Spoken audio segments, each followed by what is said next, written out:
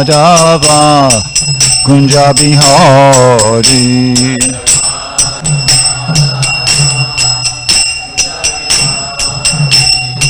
Gopi Jana Balaba Girivardhari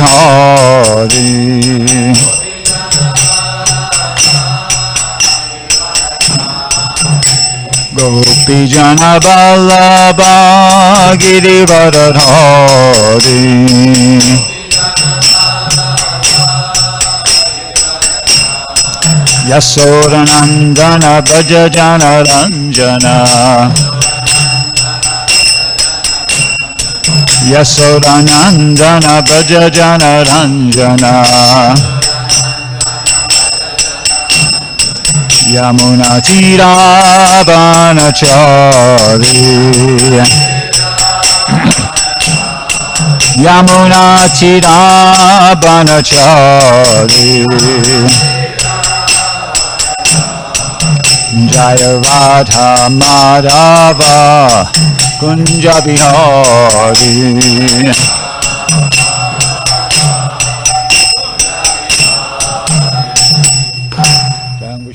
Paramahansa Paravajagacharya Sotaras of the Sri Srimad Divine Grace A.C. Bhaktivedanta Swami Srila Prabhupada Ki Jai ISKCON BBD Founder Acharya Srila Prabhupada Ki Jai Grantaraj Srimad Bhagavatam Ki Jai Go Premanandi Hari Hari Bol Om Namo Bhagavate Vasudevaya Om Namo Bhagavate Vasudevaya Om Namo Bhagavate Vasudevaya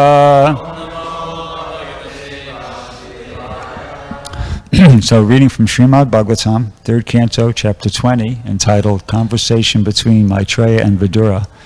And we're up to text 36.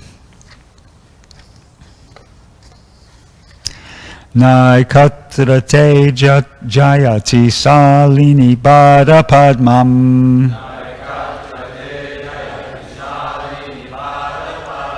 Naikatrate jayati salini pada padmam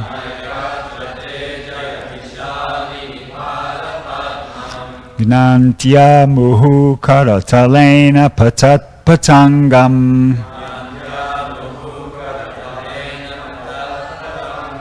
Gantya mohu karaktalena patat patangam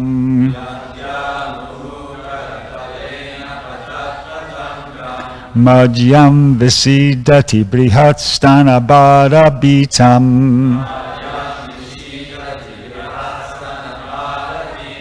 Madhyam visidati brihat stana bharabitam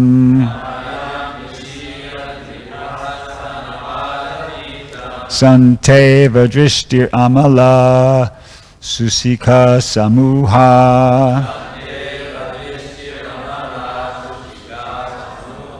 Sante Vajrishtir Amala Susika Samuha Naikatrate Jayati Salini Pada Padmam Gantya Mohu Karakalena Patat Patangam Madhyam Vasidati Brihatstana Bharabitam Sante Vajrishtir Amala Susika Samuha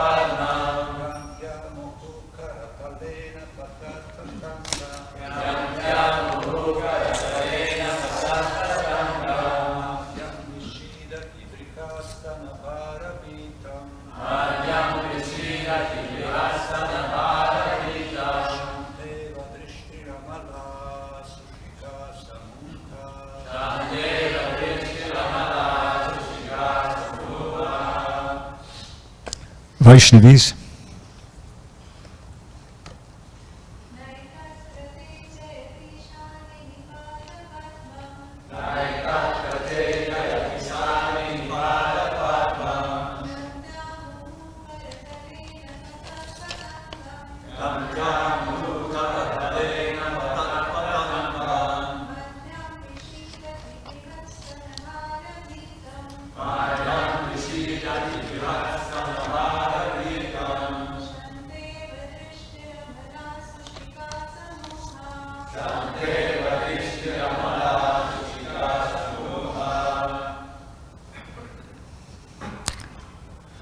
Na, not. Ekatra, in one place. Te, your. Jayati, stay. Salini, O beautiful woman. Pada Padmam, lotus feet. Gantya, striking. Muhu, again and again. Karatalena, by the palm of the hand. Patat, bouncing. Patangam, the ball. Madhyam, waist.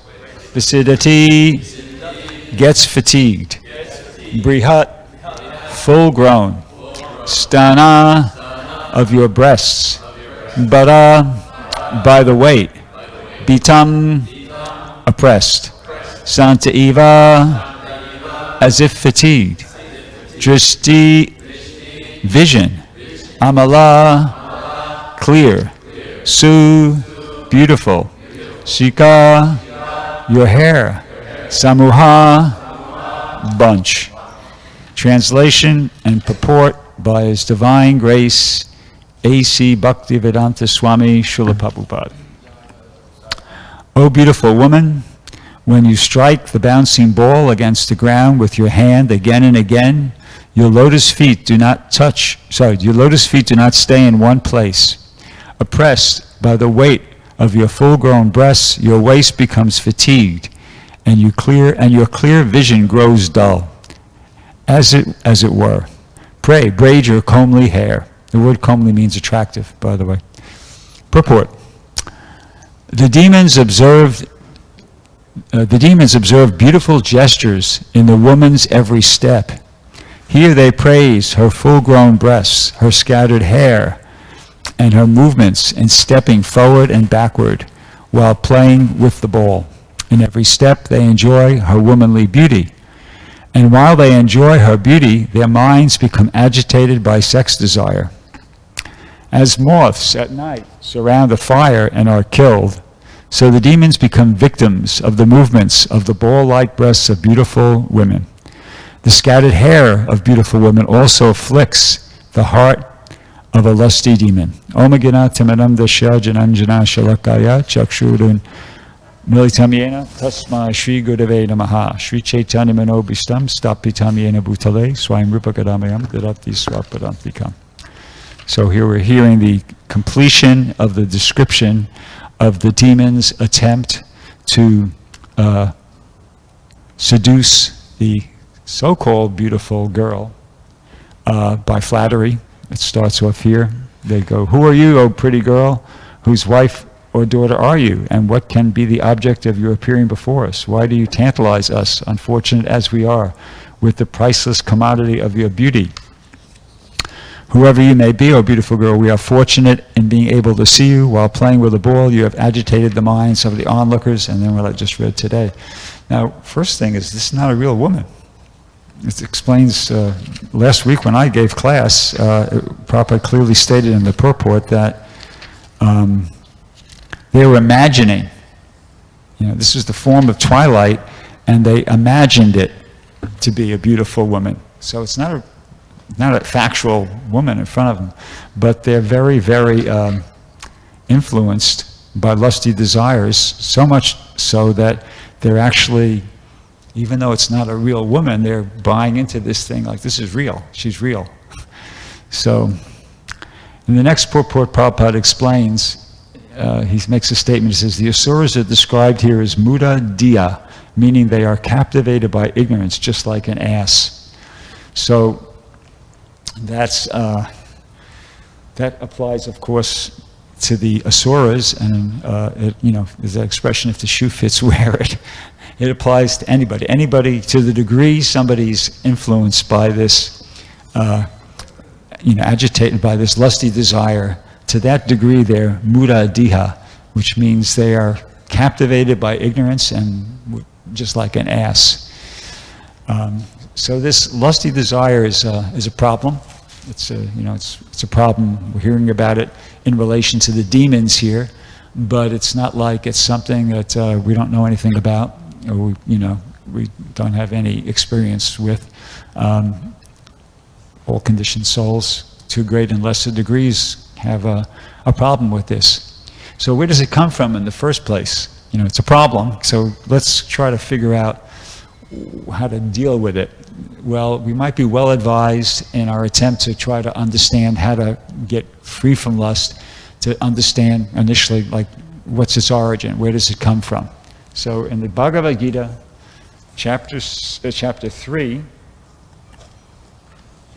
text 36, Arjuna inquires about the nature of lust. Ata keno prayuktoyam yogam chadati purusha anichanapi varshneya baladivana yojita. Says, O descendant of Vrishni, by what is one impelled to sinful acts, even unwillingly, as if engaged by force? And then Krishna gives that famous answer. Kama esha kroda esha rajaguna samudbhava mahasano mahapapma vidyanam iyahavaryanam. That it is a lust only, Arjuna, which is born of contact with the material mode of passion and is later transformed into wrath. Which is the all-devouring sinful enemy of this world.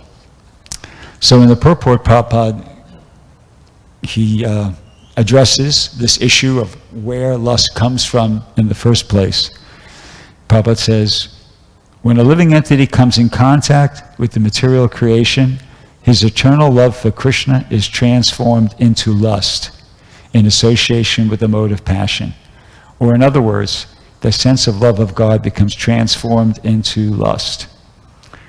And then a little further down in the purport, Prabhupada gives further insight into exactly how that happens, more information. He says, the Supreme Personality of God had expanded himself into many for his ever-increasing spiritual bliss. And the living entities are parts and parcels of this spiritual bliss. Here's the crux of the whole thing. They have partial independence, the living entities. They have partial independence, and by misuse of their independence, when the service attitude is transformed into the propensity for sense enjoyment, they come under the sway of lust. So in that first sentence we heard about that when the living entity comes in contact with the material creation, his eternal love for Krishna is transformed into lust. And that happens when the living entity, by misuse of his independence, allows his service attitude to be transformed into the propensity for sense enjoyment. Then you become, captured by lust right at that time. So lust is basically this service attitude contaminated by the propensity for sense enjoyment. So now we understand something about where it comes from in the first place. Well, how to get rid of it? How do we get free from lust? That's explained in the 12th chapter of the Bhagavad Gita.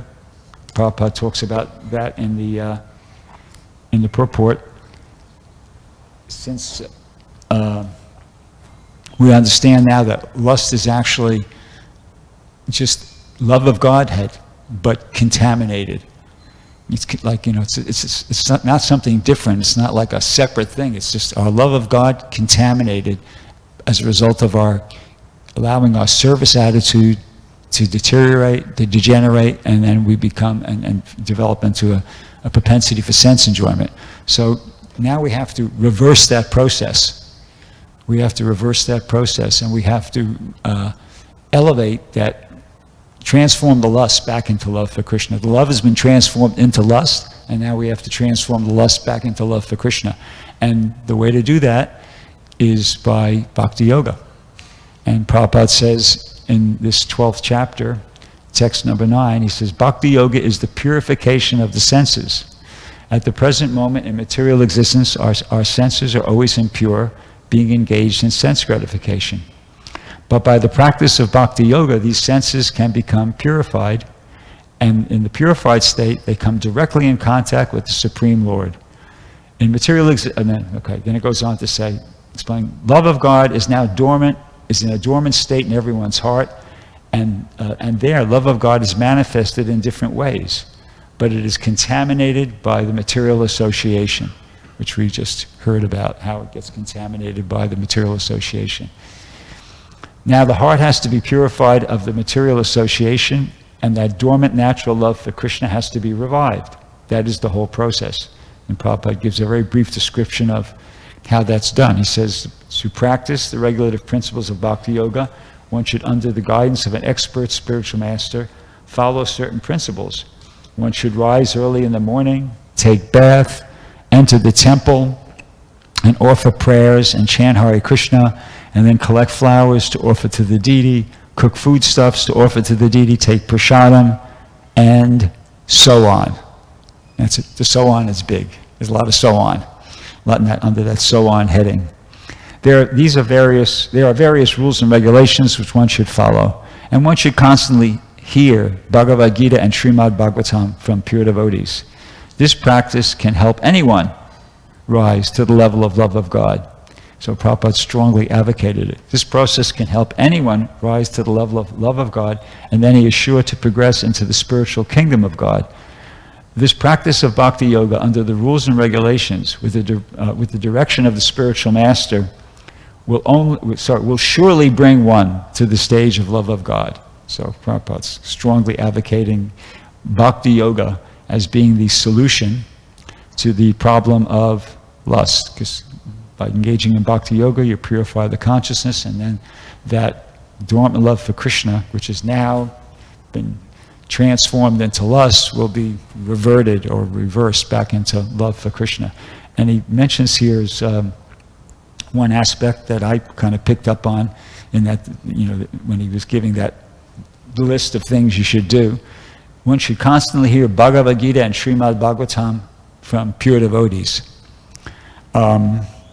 So I've mentioned this in previous classes, and I'll just briefly mention it again now, but a really nice, easy way to do that, and that's very practical and pretty much accessible to everybody in this day and age, is you take out your cell phone, which everybody's more or less got, and you go on to Google or whatever your thing is, internet, and you just type in Vani source, and it'll take you to this website where you can access any and all of Prabhupada's lectures.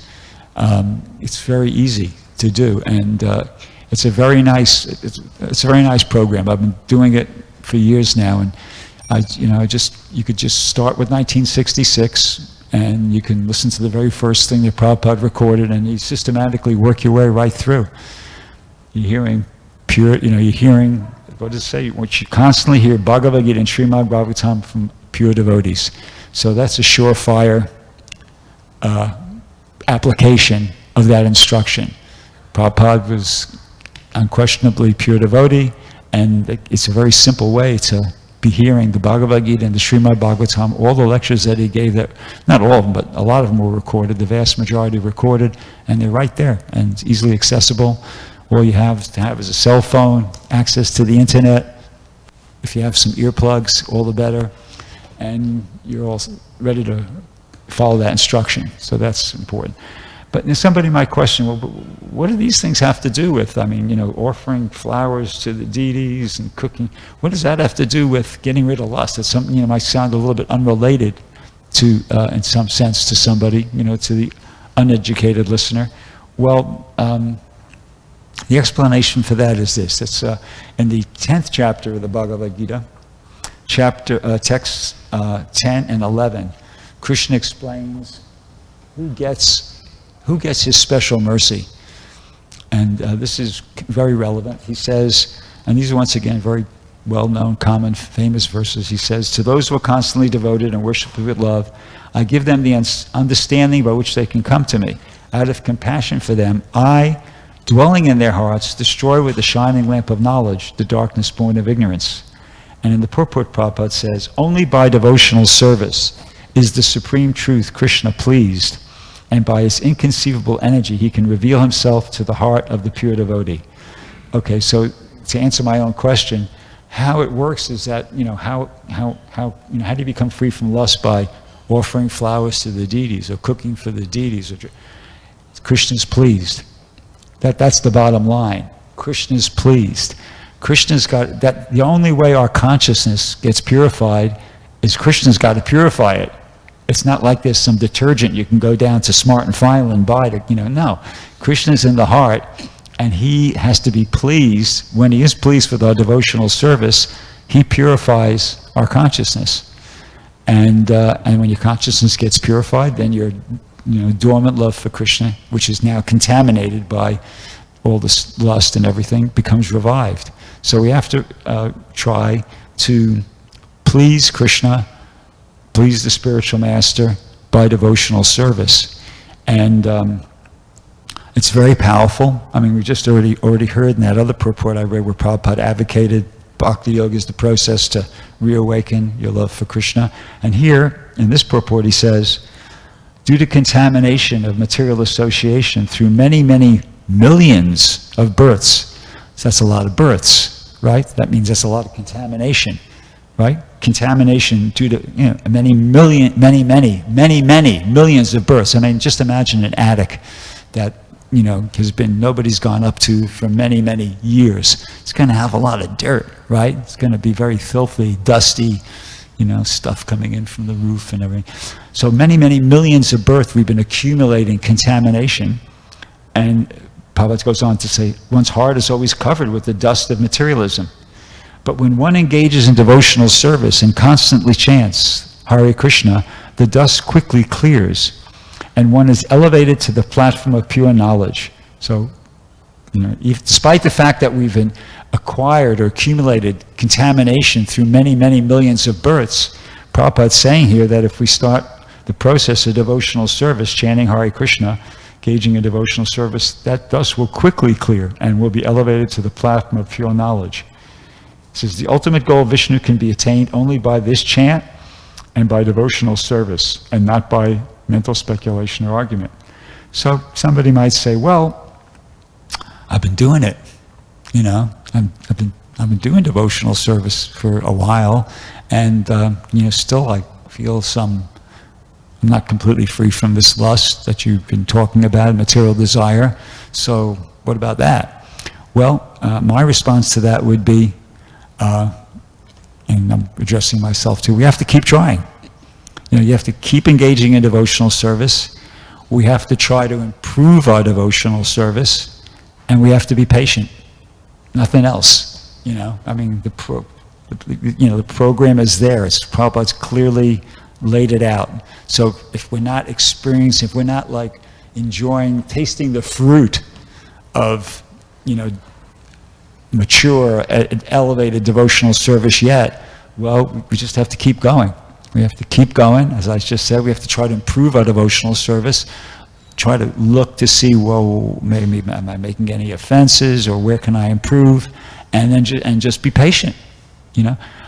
Something to remember is that the process has worked and is working for many people.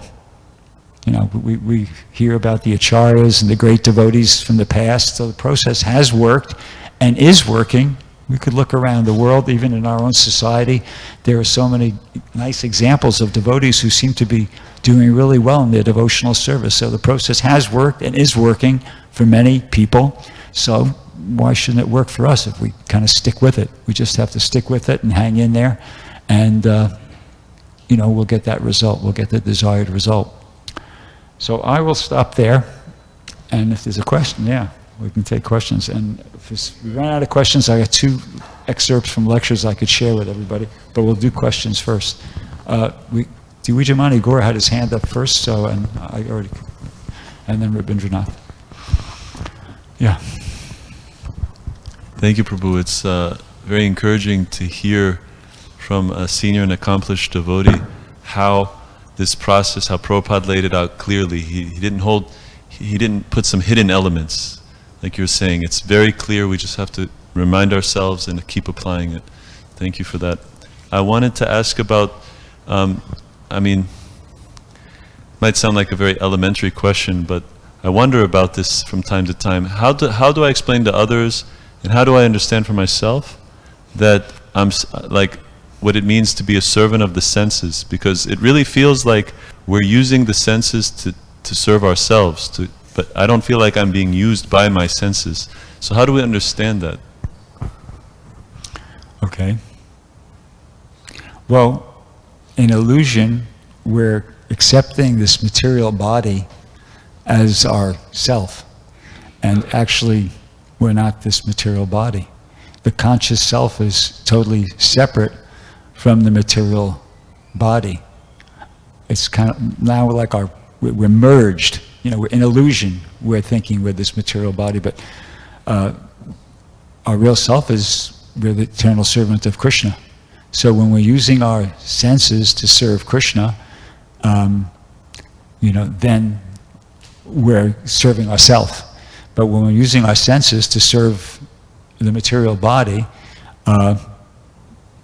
we're kind of in illusion. Does that answer the question? I don't know if I did a good job there. What was the question? Run it by me again.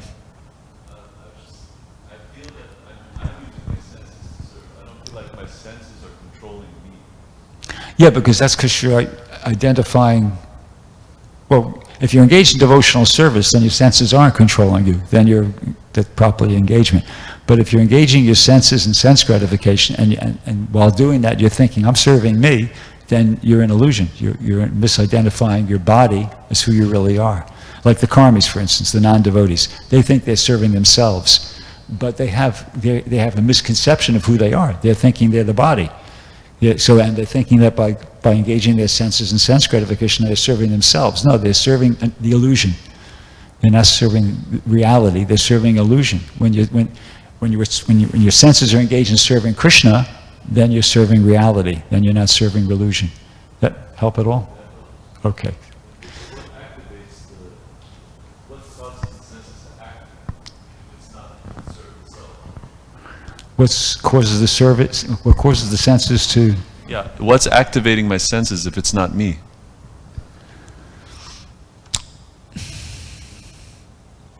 Well, the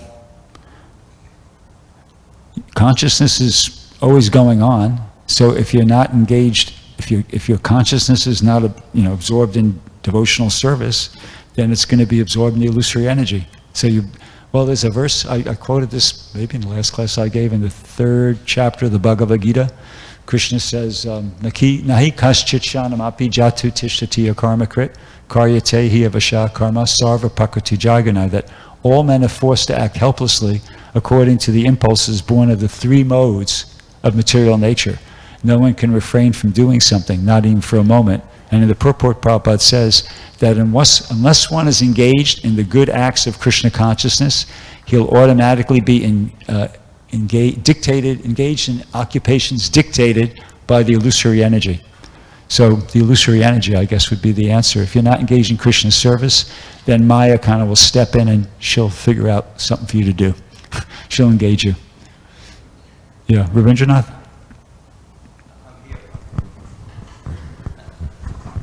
Yeah, you mentioned about how our original love for Krishna was transformed into lust. So would this indicate that we fell down from the spiritual world? I missed the last part. So our original love for Krishna transformed into lust. So would this indicate that we fell down from the spiritual world? That's what it sounds like to me. I mean, I'll just read this thing. It says, the Supreme Personality of God had expanded himself into many for his ever-increasing spiritual bliss. And the living entities are parts and parcels of this spiritual bliss. They also have partial independence, but by misuse of their independence, when the service attitude is transformed into the propensity for sense enjoyment, they come under the sway of lust. I mean, there's probably better references than that, but that and all the other things I've heard Prabhupada say and I've read indicate to me that, yeah, we fell down from the spiritual world. And that's the position of our GBC. I mean, you know, they've published papers. Judah Karma published a paper. The GBC published a paper. That's the official philosophical position of ISKCON, that we were in a relationship with Krishna, Krishna or Lord Narayan in the spiritual world, and due to misuse of our free will, we've come to the material world. That's our philosophical position, from what I could understand, unless something's changed recently, which I don't think it has. Does that satisfy you? Does that sound correct? Thank you. Yeah. Okay.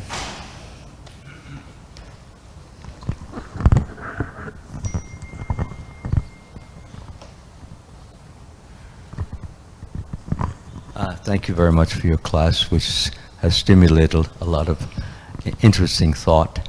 So along that line, the idea of being a servant of the senses, it doesn't start out that way. You're not a servant to begin with. You're just a taster, or you're just a player, or you're just an experiencer.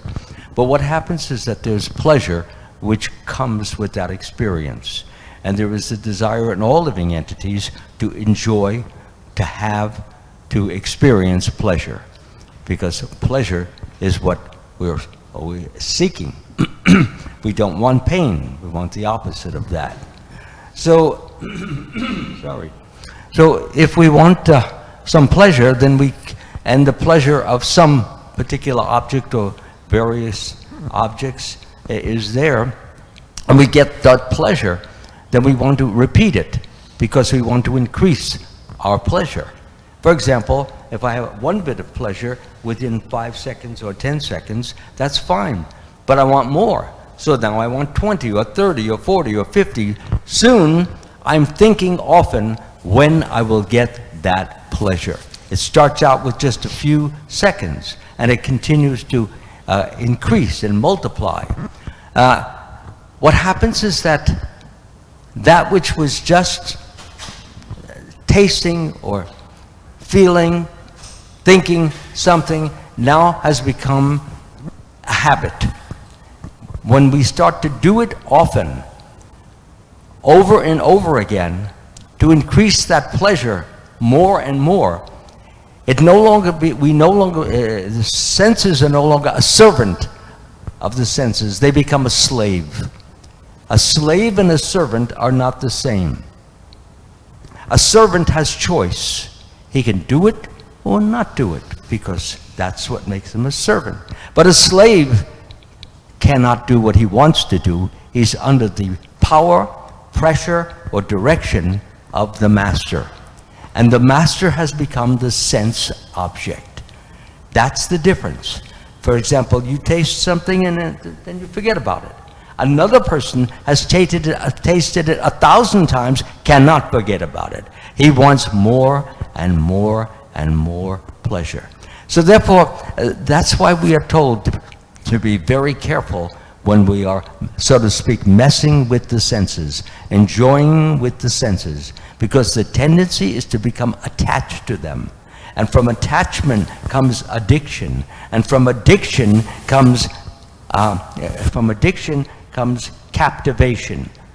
When we have captivation, we lose our sense of choice, because the pleasure is so provoking, so pulling, that even though we know it's not the best thing for us, nonetheless, the enjoyment or the desire for enjoyment is still there. So the idea is to be free of the desire for enjoyment, which is to cut it as often as we possibly can. In other words, don't get hung up on a particular sense enjoyment, because you may have to pay for it. As soon as you hear of it, as soon as you see of it, you want it.